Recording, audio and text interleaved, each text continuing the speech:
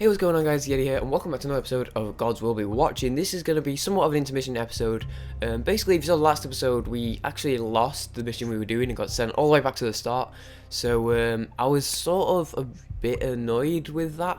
I didn't want to have to do the whole mission again just for the sake of, doing the whole mission again. That doesn't make any damn sense. But the point is, I didn't want to do it all on camera and bore you guys having to fail the same mission over and over again. So what I did is I tried to catch up to where I was up to, but then I realised if you try and save and exit, it takes you back to the start of the mission. So I just spent like 5 minutes catching back up to where we were up to, and then it was like, oh, well, tough shit, this is the way it goes, unfortunately. So I decided, instead of having to make myself go through it a third time, that I was just going to hit record, carry on, and I'd do like a bit of a voiceover, and try and remember my decisions. It was about 16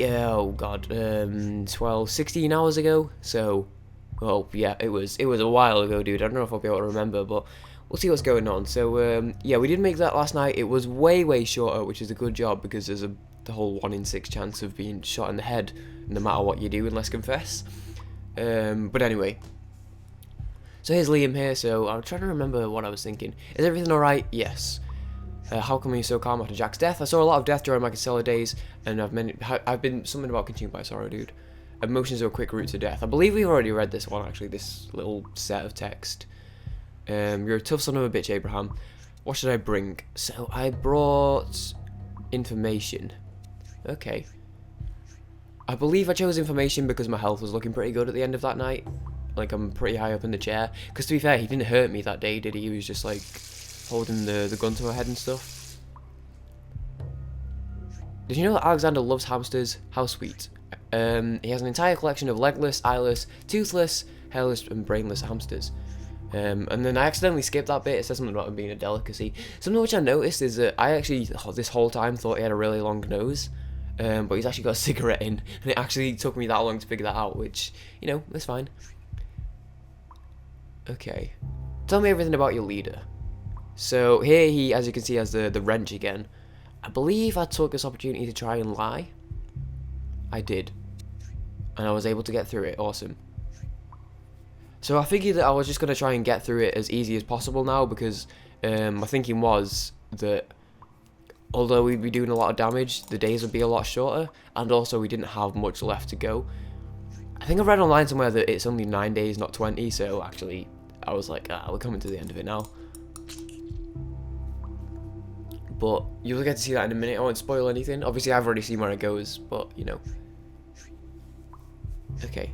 So as you can see, the days finish way quicker now. So we just knocked out 2 days in 3 minutes, so that went really quickly there. Why do we choose this life of suffering? I believe this is the farm talk. Yeah, we've already had the farm talk, so we're just going to let this play out. But yeah, so I think tomorrow is the day we get saved, or maybe it's like right now. I honestly don't remember. It's the same Jack had to die. I would have liked to save him, but unfortunately, in the industry, you've just got to let some things happen. And that was one of the things. By the industry, I mean the eco-terrorist industry, which I know so much about. Also, sorry if you just heard that crack, I'll try and cut that out. I accidentally just cracked my thumb. I know some people don't like that. It doesn't really bother me, but I'll try and cut that out a little bit.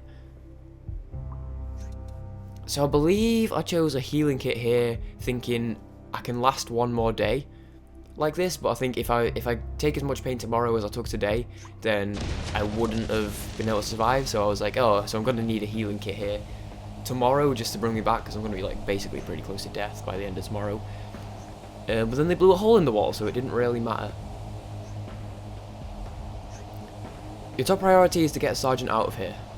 Understood. So this is where I got confused. I don't think I've been following the story as well as I thought I had, because we work for ECUK. I thought Liam worked for ECUK, but he apparently doesn't, because they don't recognise him, and in like a few minutes we find out that actually he finds out that we work for ECUK and therefore hates us now. I don't know who he works for, because he doesn't work for the Castella, so who the fuck does he work for then? Okay, so going through here, it said your attitude has been cowardly. That sucks, because it was suicidal for a while, and then it was smart. I don't want to be cowardly, dude. I don't know what was cowardly about it, but apparently it was. Burnham received 28 points.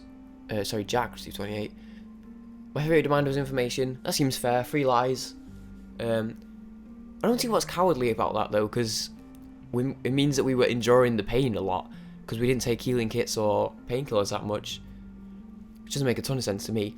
Oh yeah, also apparently there was an option for Jack to lose his arm at some point as well. Also, I don't know how half of the people managed to keep Jack alive after only 2 hits and he was dead. So this is somewhat of an intermission bit here. This is basically just some dialogue, which I'm going to try my best to read and keep up with.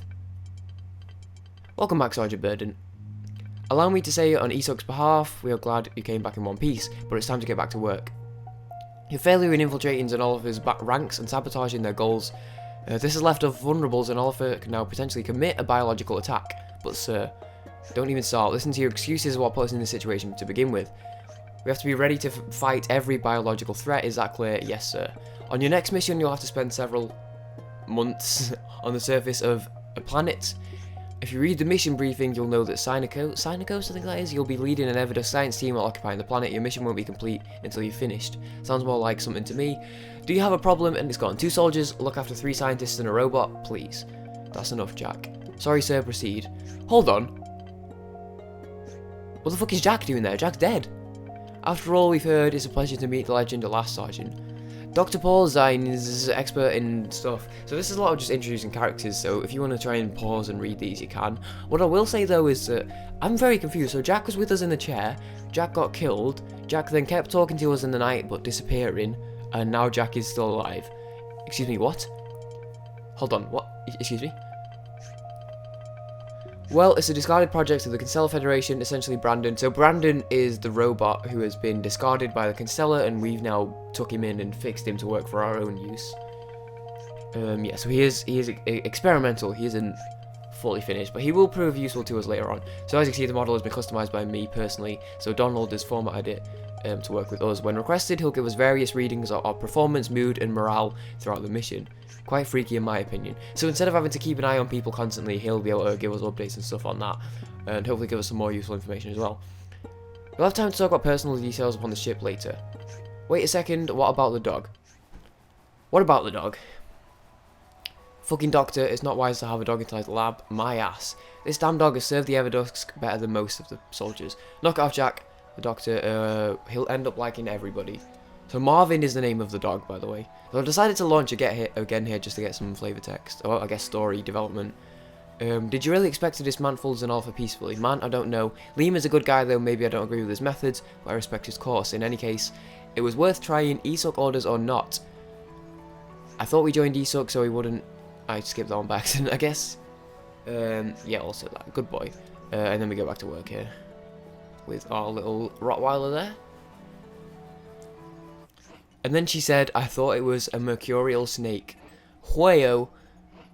Ha, you are sick. Welcome back, gentlemen. How's the research going, Doc?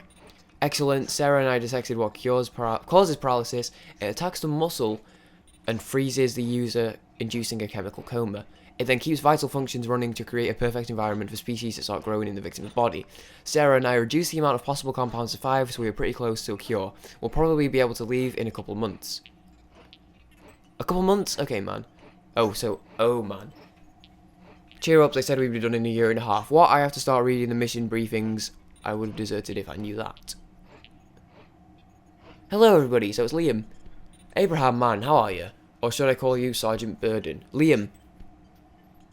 Don't worry, man. You had a job to do, no hard feelings. I'm glad you made it out of the Holistic Empire prison. After all, you and your team will come in handy. Correct me if I'm wrong, but I believe I heard you say you're researching a cure. Cut the crap, Liam. What do you want? How rude, Jack. After all we've been through, I hope you'd be... To answer your question, though, I want you to give us a cure to the Medusa virus.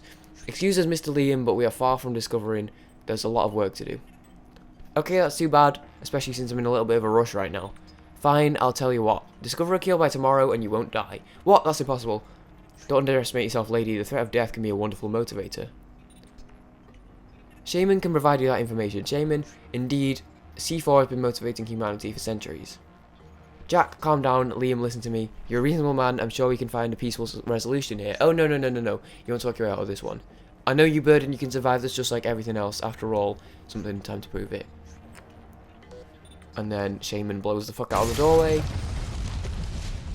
Fuck, Zanolfa, fuck. Oh my god, we're going to die. This can't be happening. Everybody calm down, Liam is not an assassin, he wouldn't kill us for mere revenge. Tell us you're not defending that son of a bitch. Don't lose your cool, Jack. If you wanted us dead, you'd have killed us by now. Doctor, how much time do we have? Based on our research so far, we'll be dead in around 27.5 hours. That's plenty of time, Brandon. How much debris? 2,045 kilos exactly. Okay, that's a lot of work. You forget the fact that we were all infected. Even if we get out of here, we'll be dead. Understood. Your mission then is to find a cure in less than 48 hours. That's impossible. Doctor, well, there are some lines that can be crossed in order to cross them. What do you mean, Doctor? Human experimentation.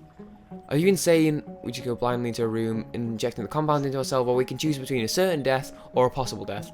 Sounds like a plan. Okay, listen everybody, start digging the following doctor's instructions. We have to avoid overworking ourselves in this situation. Being well rested is important as working. I think Sarah and I can produce synthetic accelerator. Adrenaline will speed up work, and sedatives will help you rest better. There are some drawbacks, Doctor. Adrenaline will make you feel tired after a while due to overworking, and sedatives will leave a person knocked out for a good bit of time. Right, in any case, we should work. What steps should we take, Doctor? Step 1, produce an antidote, inject it into someone, pray. Finally, step 4, if the subject endures the shot, we analyse the blood and see what went right and what went wrong, then repeat. I'm a little lost. Don't worry, focus on leading the team. If you want to know more about the research, just ask.